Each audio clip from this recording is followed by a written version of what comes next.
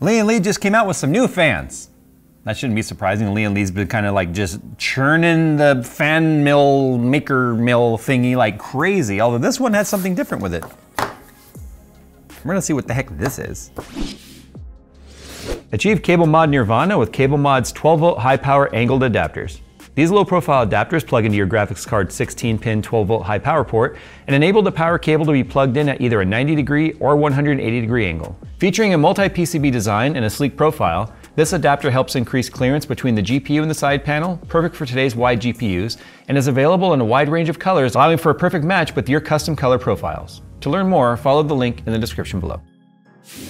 Okay, so Lian-Li's Uni fans, remember they're the Uni fans, kind of like the unification, so basically they all connect together and click together where you can have 4 channels of 4 fans on a single controller, up to 16 fans being controlled by just one wire going to the controller for the fan signal, and then one ARGB header. So it's pretty, they're like the cleanest fans you can install, at least as of today. They've made some design changes over the last couple of years where they've added more fan blades, they've added a little bit more pitch, they've made them thicker, so they went from 25 mil to 30 mil fans like I'm using on my system at home right now. These are the P28 fans. These are now 28 millimeters thick. So now they have a 25, a 30, and a 28, but they also added more fan blades to this that are closer together, a little more swept. So these are really perfect for like radiators, lots of maybe mesh material in front of the case to pull static pressure through. So the more fan blades you have like this and the way they overlap less is great for static pressure. But there's a couple of neat things that they did this time around with this fan that I sort of want to talk about. So first and foremost, we have a low, a medium, and a high RPM setting. The minimum RPM on all of them is 200 RPM. So that's pretty low. Like it can give you some airflow with zero noise at 200 RPM if your system is under very light use. However, the low setting is 1300 RPM, the medium setting is 2200 RPM, and the high setting is 2600 RPM. So now you add the new blade design as well as those RPM ranges, giving you a pretty significant amount of airflow. So it advertises at the 1300 RPM, 44.94, and obviously they didn't round up, but 44.94 CFM at low. So you can see with the extra thickness means more angle of attack when it comes to the blades themselves, or at least more swoop, and more blades means more static pressure and airflow. So that static pressure also is 1.3 millimeters of H2O at low. So already at 1300 RPMs, these fans would be amazing performers if the specs on the box aren't inflated or in some way. At 2200 RPM or the medium setting, that air pressure jumps to more than double. Actually, it jumps to almost triple. At 2200 RPM, it's 3.62 millimeters of H2O and 77.76 CFM.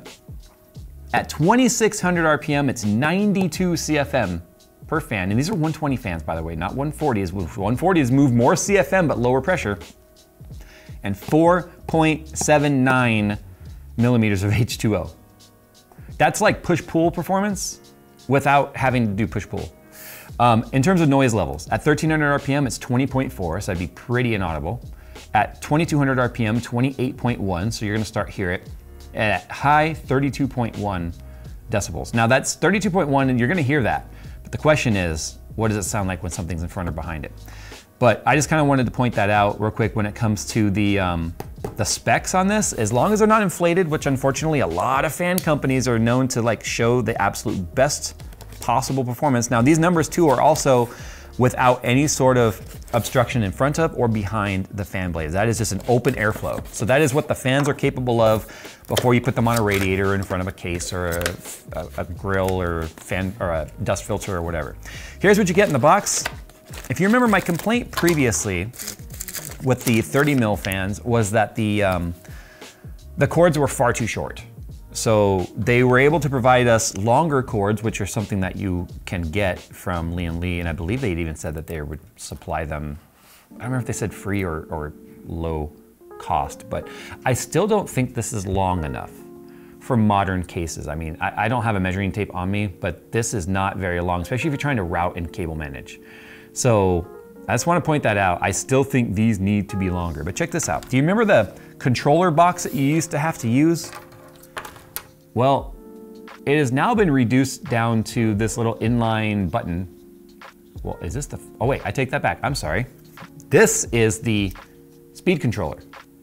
So instead of having, so other fans have it on the hub, where you can switch from a low, medium, high, like toggle on the hub, where if you wanted to change your fan speeds, you'd have to go to each fan. Hopefully you can access the hub. If it's between a radiator or a grill or something and you can't, you gotta take it apart to change the speed. Now you can change it inline, which this is just probably gonna be some sort of an electronic resistor that's just changing the voltage to the fans. To probably, I bet you anything at 7, 9, and 12. Those are probably the 3 voltages. But this is kind of neat. This is also, I guess, gonna add maybe a little bit of length to your fan. So that's nice. So let's say, for instance, you know, this is the fan length right here. You plug this into the 4-pin. Now you got a pretty long fan wire, which is good as long as your fans are daisy chained. If you have one fan on the rear in a different spot than maybe the ones in the front and they can't daisy chain or connect with the jumper wire, then one of them's not gonna be controlled by this controller. So you gotta keep that in mind. So this is kind of them reducing, it's almost like reducing the footprint of just now allowing you to, well, have a fan that doesn't have lighting, but has some sort of a smart control to it. So what is this? What do you mean it doesn't have lighting, Jay? Yeah. Dude, these are heavy. Holy crap. The extra thickness I wouldn't think makes up that much extra. Dude, these things are just chunky. Wow. So anyway, you can see the back, it's actually a clear piece of plastic over the hub. So you can actually see the bearing type, which is kind of neat on there. So you can see the low, the medium, and the high RPM settings right there. It's got the same locking mechanism like you would see in the past. So if you had this on the end of a radiator and these were interfering, you can rotate these little locks and take them off. You can see their contact pads. Here's the actual contact piece itself. This would be the connection of connecting 2 fans that are not locked together. So what do I mean by that? Let's say this is the end. Maybe this is like in the back of the case as like an exhaust, right? Like that. And then you've got some fans up on the top for exhaust. Then you'd be able to just plug this piece into here.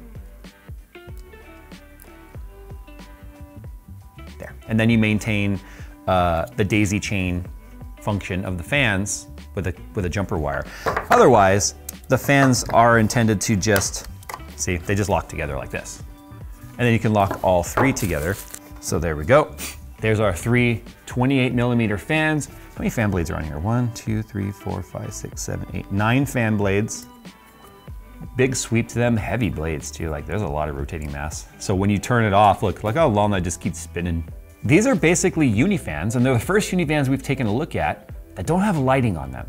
Now the different Unifans have different types. So you've got the original Unifans, which have the kind of the hexagonal frame that lights up on both sides, which is what I'm using at home, but I'm using the V2. You have the Infinity fan, which basically has the infinity mirrors on the side. And you also have the AL fans, which are a different type of lighting type as well, which look very similar to this. Well, these have no lights on them at all. So that is where this comes in.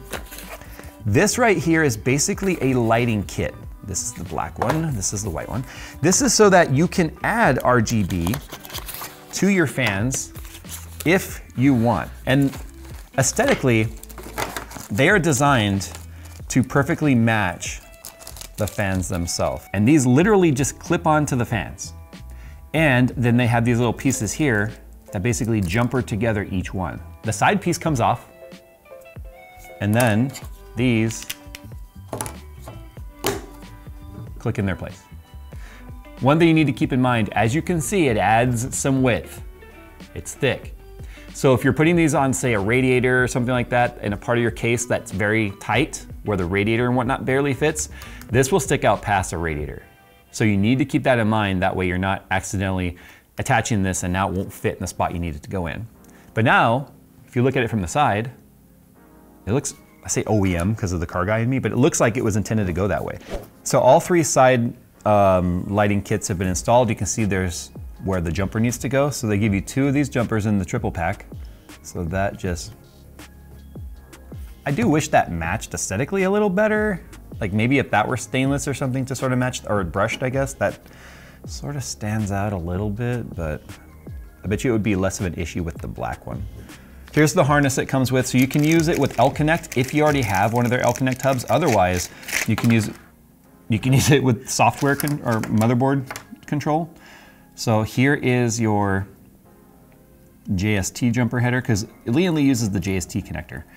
So this is what you'll use to attach this to the end. They're robust and durable. So this just attaches to the end right here. So this will go onto like a JST device or the controller box, and then can go onto another JST. I only mentioned JST because some motherboards do have a JST header on there. But if you're just like, nope, I need to use the standard, you get this. Oh, that's cool. So this is also a jumper to another, like the other end right here, if that makes sense. So if you wanted to connect this to another set that was somewhere else, so you could daisy chain it across, that'll work. Anyway, otherwise you do get this JST adapter that plugs into here. And then this is just the standard end that goes into a motherboard or any other ARGB controller. So there we go. Now that you can see how it's set up, I'm gonna go ahead now and plug this into our test bench, and I'm gonna use the fan inline speed controller, and we'll see how that sounds. And maybe I'll stick a radiator up against it or something so we can see how it sounds once you put some resistance in the way. Not the prettiest setup, but still, I'd take this over some of the options that are out there right now. Okay, so here they are. They're plugged in, they're daisy chained. I've got it just going to motherboard header right here. I think the header's at 100%, I'm not entirely sure. Anyway, you can see I have the lighting controller or the lighting adapters on the side. They are not plugged in right now. So if I wanted to control this with the motherboard lighting, then I would just plug it into an ARGB header on the motherboard. Dang, those are bright. So there you go. Now you get what looks like the like SL fan lighting on the side. And so when it's in your system, there it is. It's super bright. But as you can see, the other side obviously doesn't have it. So while we're waiting for the Armoury Crate to download and install right now, I want to talk about the fan noise and speed. So this is at low right now, which is 1300 RPM. You can see on the little controller, it lights up green when it's on low. I think it was white on, so it's red on high, white on medium, just like I thought. There is a little bit of a delay, so it's actually like a smart controller in here. What I mean by that is it has a slow ramp up and ramp down when you change the speeds. At 1300 RPM, with nothing right in front of it, I don't know if you can hear it on the mic, probably, it is very high airflow. What you're gonna hear in a fan is the motor hum or any motor noise, clicking, buzzing, whatever, especially as it's adjustable. Usually if it's a high RPM motor that you run at a low RPM, it clicks or buzzes. And then what is the blade doing to the air? Is it chopping the air? Is it scooping the air? Is it whirring as it goes by? And then if there's something right next to the blade, that will affect the way it sounds too. So here is the motor sound on low. I don't think you're hearing the motor at all, if you want to know the truth. I think you're hearing the blades. That's 3 of them, by the way, against my mic. Here we go on medium. So it's a pretty, I mean, what was it, up to 2200 RPM on medium? In terms of the airflow, there's a lot of it. If it sounds like a tornado. So the closer something gets to it, and then high.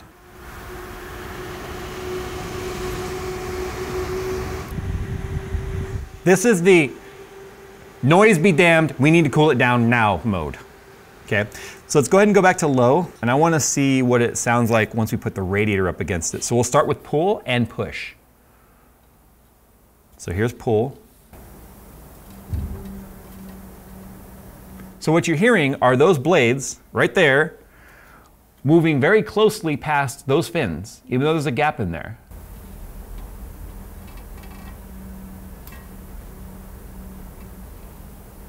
Now it's going to become even more noticeable when we go to medium. And that sound is sort of vibrating through the fins. It's creating a little bit of a turbulent air. So the air right now is being straightened as it's entering the radiator. So instead of the air bouncing or going straight, it's bouncing between the fins, which is normal. But you can hear that, right? And then high.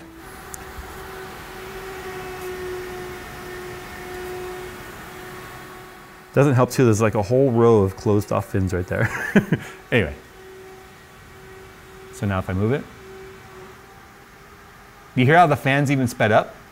Because believe it or not, a radiator is enough resistance to slow down fans. Now this is why all the fan specs and stuff you see on a box are open like this, front and rear. Because listen, it slows down the fan blades. When I remove it, you'll hear the RPM go up. So that was pull. Push, I'm gonna go back to low. Push is not normally as bad because there's more of a gap between the blades and the radiator. So here's push. See? Push doesn't really change the sound. So if we do a back-to-back right now with low on pull and push, this is pull. And then this is push. No change. So now let's go to medium. You can hear the air going through the fins.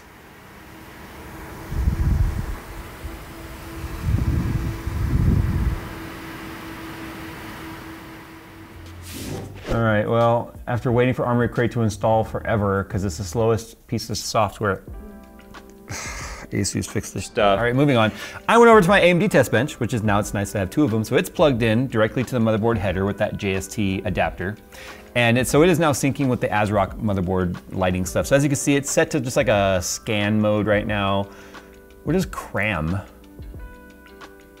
it's just set to white at the moment. So if we were to like, I don't know, there's like a purple color there. Look at that. It's got a lot of vibrance. It actually matches the other RGB colors really, really well. So those are like the EK, the new EK, they're not Vardars, but they're EK AIO RGB fans that come with their AIO, their nucleus. They match really well. So sometimes you'll find LEDs have a mismatch between the balance of red. To be honest, it's usually red that for some reason is either undersaturated or oversaturated, or sometimes even blue, where white looks blue. But these seem to match pretty well with the motherboard as well as the AIO. So check out the gradient and how smooth it is. So it's not just like how you can see the individual LEDs under there, which was one of the things I've always loved about the Lian-Li diffused lighting. You can see it's got this really pretty gradient. And then it shines through on the center seam as well, which is kind of nice. So it's not just the top and the bottom. I think when it comes to fans, I like the fact that Lian-Li is thinking outside the box. The fact that you can now have an option available to you, at least, if you just are like, I don't want RGB. Well, you can get a fan that doesn't have RGB. These are still premium fans. These are top tier premium fans. They're not cheap. So if you're looking for a cheap fan, this is not it. But if you're looking for a premium fan that doesn't come with RGB, but it's great static pressure, it's got up to 2,600 RPM and 92 CFM, or whatever it was, 91, 92 CFM. It clearly pushed air through our high fin density radiator, no problem whatsoever. And then you can add lighting to it like this if you want. In fact, you could add this lighting to something else if you want to be creative in your case. You don't even need the fans for them to attach to. They're just designed to like seamlessly attach with the fan and look like it was a part of it.